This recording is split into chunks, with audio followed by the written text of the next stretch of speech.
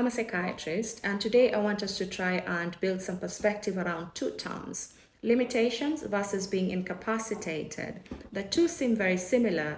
In fact, in some instances, they can be used interchangeably, but they're quite different. When we say a person is incapacitated, what we mean is that compared to the larger group that they belong to, compared to the larger group that they're classified by, they lack some basic things, they lack some essential things. So for example, as a human species, we come with 4 limbs. When a person comes with 3, then they're incapacitated. But that does not tell us much about their expected output. It does not tell us much about the roles that they're going to perform, or they're going to be limited to perform. So when we come to limitations is very pervasive. Every aspect of our lives has limitations or carries limitations. As a human species or race, we have limitations. There's so many things we can do, but then we're limited. We can't fly, for example. And different aspects of our identity are also limited. When you're a spouse, as soon as you enter that relationship, you get the limitations of being in that relationship.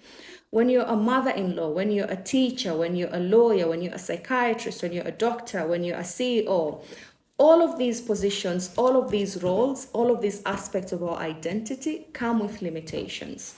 Now, when we have somebody who is incapacitated put in a situation or in a context with a person who is capacitated, and they're put to perform the same roles, what we're seeing is that the person who is incapacitated is able to perform the same roles as a person who is capacitated.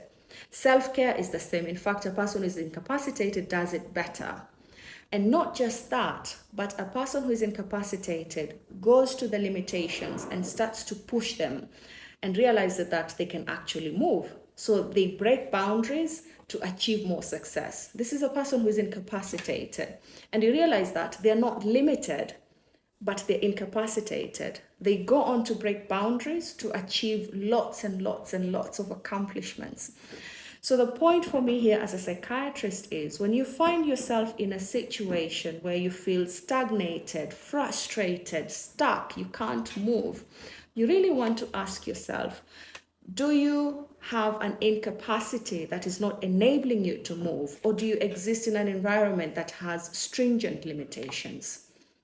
Because a lot of us do have the incapacity of will, the incapacity of motivation, the incapacity of discipline, the incapacity of endurance, of patience, of hard work, of determination. We do have these incapacities, and they're the ones that may be limiting us or may be putting us in these limited situations.